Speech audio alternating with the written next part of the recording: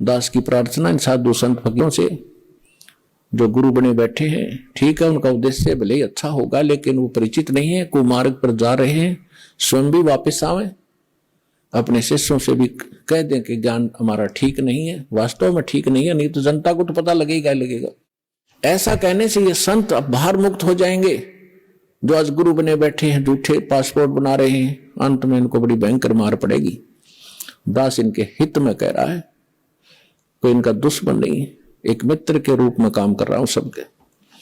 आज भले इनको कोई अपने स्वार्थ से गलत लगता हो, जैसे गोरखनाथ जी को परमात्मा मिले थे, गोरखनाथ जी ये आजकल के तो कोई संत नहीं है जिनको हम संत माना करते थे। गोरखनाथ जी में इतनी शक्ति थी, एक पहाड़ को सोना बना दिया था अपने वचन से, सोना, सोने का, स्वर्ण, गोल्ड का, और अपने गुरु मच्छिंद्र नाथ उसका 100 फूक दिया था, उसकी अस्थि इकट्ठी करके और उसको अपने वचन से शरीर बना दिया था, और वो आत्मा मच्छिंद्र नाथ की फिर उसमें प्रवेश कर दी थी।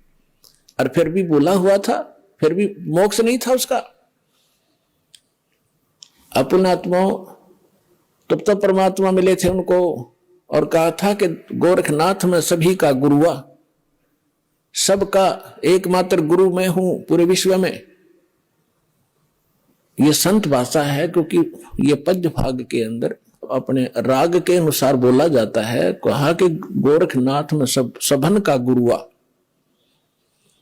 अब गोरखनाथ जी क्या कहते हैं, तेरा वचन में लग गए कड़ुआ, कि आप जो कह रहे हैं मेरे अतिरिक्त कोई संसार में गुरु नहीं है, तो मुझे आपका ये वचन अच्छा नहीं लग रहा, कड़ुआ लग रहा है, बुरा लगता है। तो परमात्मा कहते हैं, कड़ुआ लगे सो मीठा होई, हमरी बात पतीजे जोई, कि मेरे ज्ञान पर विश्वास कर लोगे, एक दिन ये जो कड़ुआ आज आपको लग रहा है एक दिन मीठा लगेगा। तो गरीबदास साहब जी कहते हैं कि गोरखनाथ सिद्धि में भूल्या, और टूने टामण हंड फूल्या। मुर्दे तक जीवित करना, पहाड़ को सोने में परिवर्तित कर देना, ये तो टूना टामण बताया यथार्थ भक्ति की तुलना में। और ये सिद्धियां दिखाकर, जैसे अगस्त ऋषि ने समुद्र पी लिया एक का घूंट में, 7 समुद्र खाली कर दिए। पुण्यात्मा आज की विज्ञान करके दिखाओ इन्हें।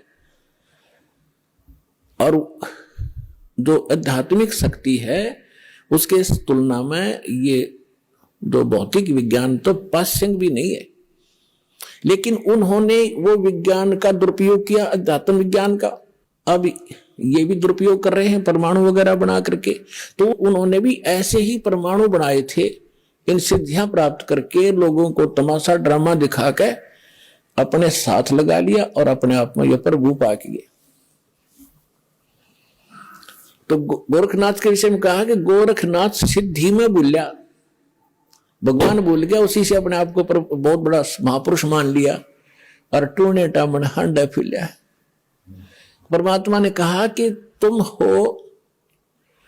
हो जम की फर्दी माही। परमात्मा ने कहा कबीर साहब ने कि हे गोरखनाथ, आप काल की फर्द में हो। फर्द को खूब समझते हैं भगत जो किसान स्तर के हैं, उसकी जो जमीन की फर्द होती है उसके अंदर उसकी सारी रजिस्टर्ड जो उसके नाम जमीन होती है, उसका ब्यौरा होता है कि यह इसकी है, इस व्यक्ति की, वह उसकी फर्द में है, पक्की है वह। तो यहां परमात्मा कहते तुम हो जम की फर्दी माही, तुम काल की फर्द में हो, काल का रजिस्ट्री हो रही है तुम्हारी, और हम तुम्हें यहां से छुटवाएंगे, काल की फर्द से निकालेंगे और अपने सतलोक की फर्द में आपका नाम लिखवाएंगे। फिर कहते हैं परमात्मा ने उनको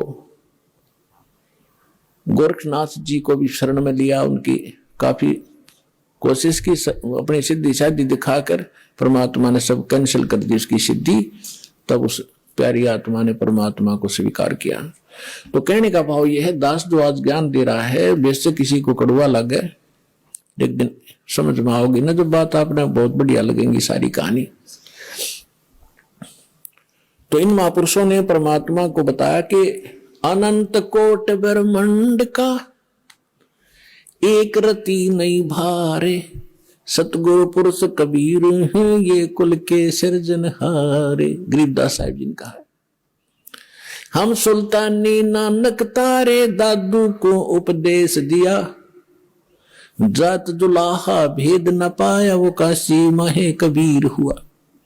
अब ये भी प्रमाणित कर दिया इन प्रत्यक्ष दृष्टाओं ने कि हु इज गॉड, वो परमात्मा है कौन, कि जो काशी में एक धानक का काम करा करते जुलाहे का,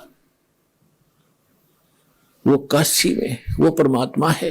और यही नानक साहिब जी ने कह दिया, भाई सूरत मुल्क की वेश ए ठगवाड़ा ठगी देश, खरासियाना बहुता बार देखो धानक रूप रहा करता है।